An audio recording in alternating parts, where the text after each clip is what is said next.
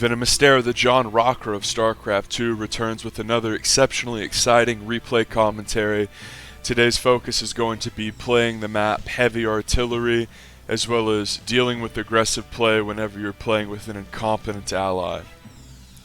This was the perfect game to showcase these topics because down here in the bottom left we have a team composed of two people that have never played together, and one of them is so consistently insufferable, that's Terran here, that he's been server muted by Blizzard, which means that he's such an asshole and flames so much consistently that he got muted and is unable to communicate with anyone unless they PM him first. He can't even type GLHF, so this guy for all intents and purposes is completely worthless and is unable to be communicated with. And usually if you're a big enough dick to get muted in a Blizzard game, I mean, Blizzard really doesn't care about that stuff as far as Starcraft 2 goes, so you really have to be consistently insufferable. People who are muted are way more likely just to like rage quit, do stupid stuff, backstab, grief, just be generally worthless. So this video will be a nice example of essentially, oh, well, you can't communicate with the guy, or they're way low level, or maybe they don't speak your language. There is a surprisingly high amount of Latin players on the American servers who just love to flame and grief at a moment's notice. So Heavy Artillery, as we see, just the basic gate expand for me into expansion. And Terran here is going to go for a Reaper. And we see a bit of gas pool action here as well as multi-rack. So it looks like it's going to be a bit of an aggressive play here for the blue team. Heavy Artillery, what do you need to know about it? Well, the natural is pretty easy to take. This is what you would call a pretty good macro map, because not only is the natural pretty safe, but there's a pocket base too. Now, what's interesting is the natural isn't a completely infallible, impossible to attack natural, sort of like that Polka LE map, which is a great example of a map that is just way too much of a macro map and way too big, and you just pretty much see nothing but like air and swarm host garbage. You have things like these minerals and these rocks that can help make this natural more attackable, and there are certain builds that you can do to take advantage of this. For instance, I play with this one cretin named Rogue One. I don't play with him, he plays a lot and I get queued up with him sometimes, but he likes to go proxy 4 racks here, and then he'll use the proxied SCVs to mine through, and players won't ever really expect to be cheesed that hard and fast on this map, and other proxy spots really are right here. Sometimes you'll see Stargates here and they'll fly into your natural, but usually if people are going to proxy Stargates, they love to do it right here at this gold. A lot of room to build batteries, they can fly in, harass you, poke at this base, fly back. If ever you're going to check for Stargate proxies, this is the spot, and this is the spot. No one is ever really going to bother proxying in these locations. In 2v2, people make their proxies way more brazen and distance-based than they do in 1v1, where it's more about hiding information. So here we see an incredibly simple build that goes back to the early days of Wings of Liberty, the 3 racks push. And there are a ton of different little variations on this, and essentially you can go double tech lab and get like slow and shield. You can do the super cutthroat version where you skip 2 add-ons to pump out early units, although he's getting a quick +1. So what do we see here from the red team?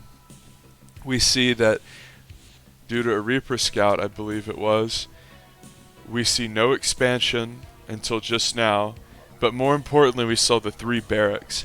No build goes for early 3 barracks that isn't aggressive. There are some builds that go for early 2 barracks, namely the 2-1-1 quick drop build, but whenever you see 3 barracks early on, you should just be screaming in your head, cheese, cheese, cheese. Red light should be going off in addition to no natural here.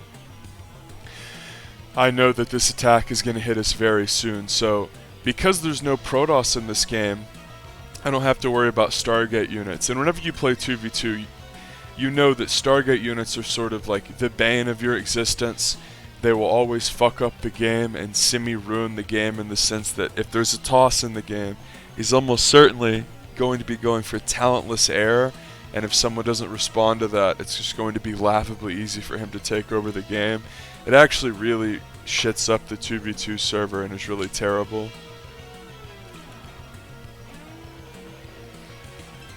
And hilariously, I sort of think that Blizzard, and this is sort of a tongue-in-cheek thing to say, but Blizzard has been halfway balancing the Void Ray and the accompanying Stargate units around like 2v2 and 4v4 and BGH, because famously the Void Ray was unusably bad in the pro scene for like 8 years.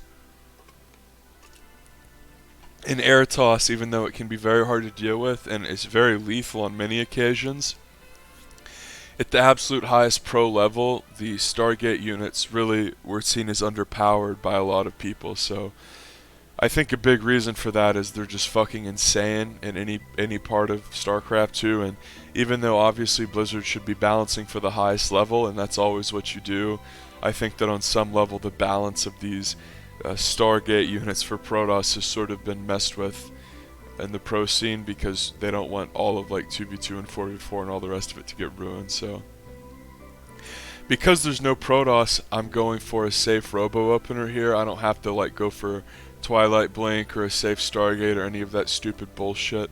Another annoying thing about kids going Stargate in 2v2 is they'll just do the most insidiously abusive corner cutting builds possible. Well, they'll skip units, they'll skip shield batteries, they'll skip warp gate, and they'll just go straight into 2 Stargate. So you can't even do like defensive 1 Stargate macro defensive openers against it, because they're just going to have so many more air units than you. But thankfully this is a Zerg random team, and we know that one of them's Terran.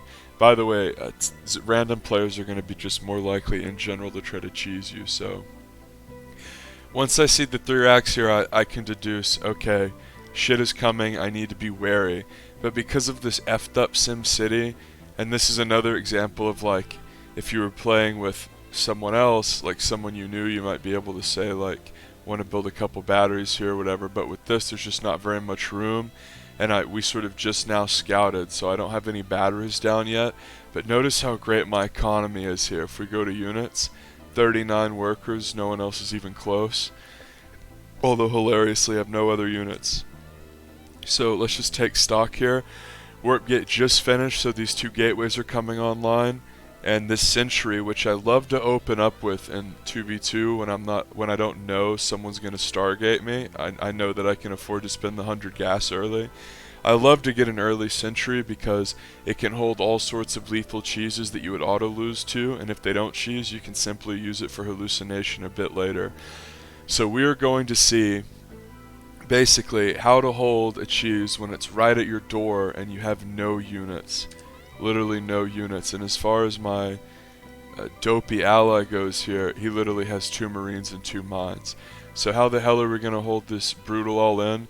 And this is just your typical Ling Bane all-in, where Zerg just has 1 gas, a queen in each hatch, and they're just going to make Lings and Banes and try to bust you. So let's just look at my response here. So first of all, Observer gets out, which is nice. And let's just remember, it's 4 minutes in. Even though my economy's rocking, I don't have a ton. It's not like I'm floating a bunch of money. So these 2 gates just came online. As soon as the sentry comes out, this gate will come online. And the Robo Bay is about 50% of the way done. I was trying to go into super safe Colossus and try to wheel out and take my 3rd. So there are 2 ways you can use your Observer here. You can either park it out front to see like the Banes coming, or you can park it out here to see when they expand and if they're going to keep reinforcing. Personally, I think this is better because it's a Ling 3 racks all in. So they're not going to elevate her up. Whenever you go 3 racks like this, you don't have the money to like also get a quick Stargate. So they can't elevate her. He can't knight us. It's too many Lings and Banes and too early. So we know that everything is going to be right here. So as long as I just keep my attention focused over here and I'm ready with the force field, then I don't really need an observer sitting right here. Because I can, if the observer's over here, I can deduce whenever this stuff leaves anyway, because I'll see it rejoin. Seeing whenever they expand and when they stop making units is way more important than having eyes on this. So as soon as the sentry finishes, you want to get it over to the ramp, because you know they're going to be doing a baneling bust of some kind, and you want to be able to force field the ramp. So here with my observer, I see more Ling Bane coming. It's an all-in for sure. And right here, we knew that it was 3 racks, but when the observer came out, I sort of said to myself, okay, it's an all-in for sure. So Johnny Dipshit Muted here has a few mines, but it's very easy for the Zerg to just run some stuff up, trigger a mine off, and then run the rest up. Especially if you have range units down here. If it's pure Ling Bane versus Mine Marine, like a 1v1, it's way harder. But with this guy's ally here, I mean, he just has to park the range units down here, and when the mine burrows, he just focuses. So basically this all comes down to a force field, and I only have 3 gates. So because I know my opponent is all-inning me here, I have to say to myself, how can I lose this, and what do I need to do to make sure I don't die? Because whenever your opponent commits this much to an all-in, notice that they're going to be behind in workers, and they're going to put themselves behind tech-wise. So frequently players will make the mistake of saying like, oh, well, they're doing a big attack, but like I need to, especially in 2v2, like, oh, I need to go out and take my third. Like, no, just focus on crushing the push. And how do you crush the push? You pump stuff out of your robo. Like Immortals are really good for defense, and obviously a Colossus once this finishes, although it'll be expensive and you're really not going to have the money for Thermal Lance right here. But you want to go ahead and add extra gates, because you know you're going to be continuously attacked. You're on a great economy. You don't want your money to balloon up. You want to be able to keep making units. You don't want to be in a position where you do 3 warp ends and you look at your money and you have like 500, 400, and they're running up into your main, and you have something, you have a Immortal and another Immortal queued up in your robo.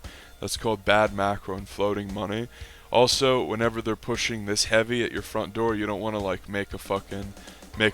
try to do a bunch of teching before you've held the push.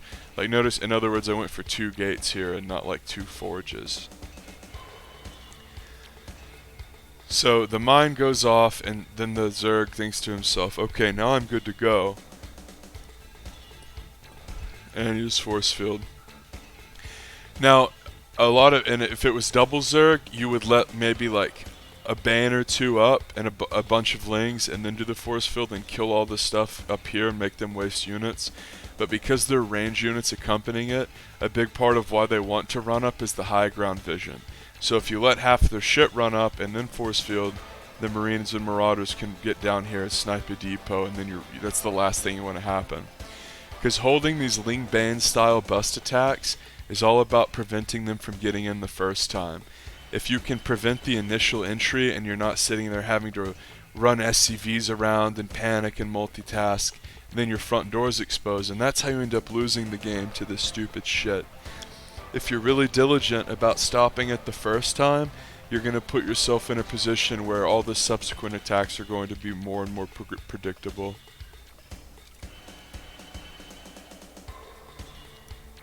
So let's see what happens. If we just consider the position the blue players are in, they're all in, they're continuously making units, and they really want to break this. They can't just give up on this, they'll be way too far behind. So another force field goes up to prevent ranged units from having vision.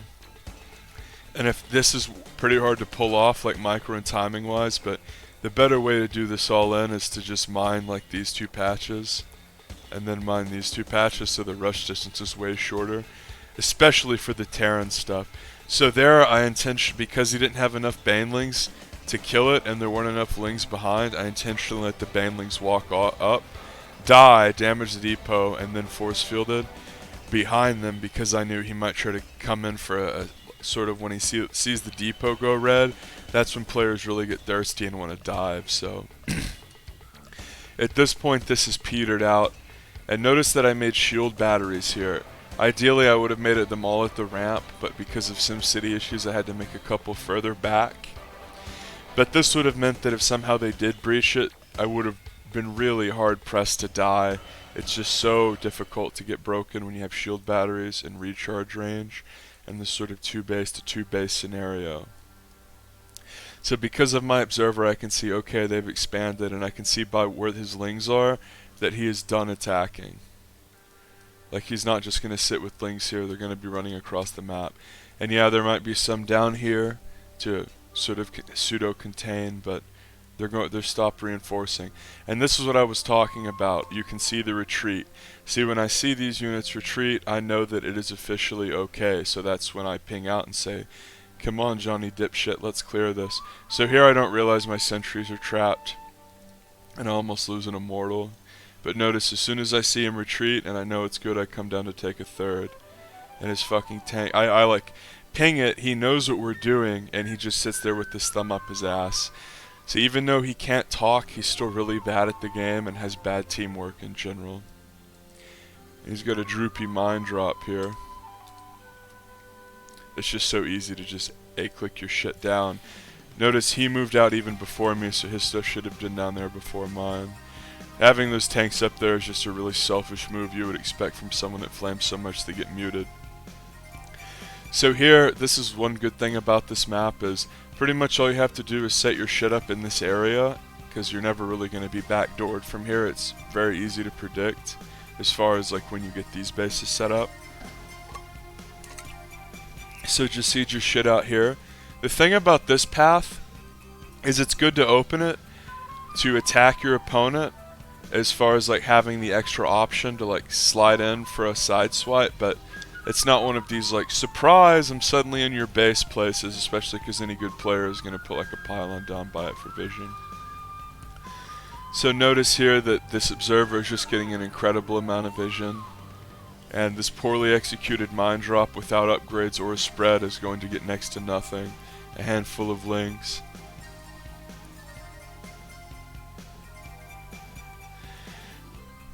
So because I was continuously making probes, whenever my third finishes, I have a remarkable amount of workers, and I'm just going to kick right into that 3-base economy. Again, because there's no Protoss, I don't have to worry about mass airplay. I can continue to go into this ground-dominating, robo-centric focus. And here, this cretin just moves out on the map with this poultry army, and I think he wants me to come.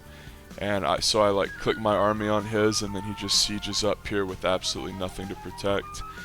You don't want to siege your shit out here until you have these bases, because you can just be hit from so many more angles. Also, these armies aren't really strong enough to be out here, considering this team would be pretty likely to go for a counterattack or a follow-up all-in rather. Notice how this guy still doesn't have. If we just go to upgrades, he's really struggling here to get any decent upgrade.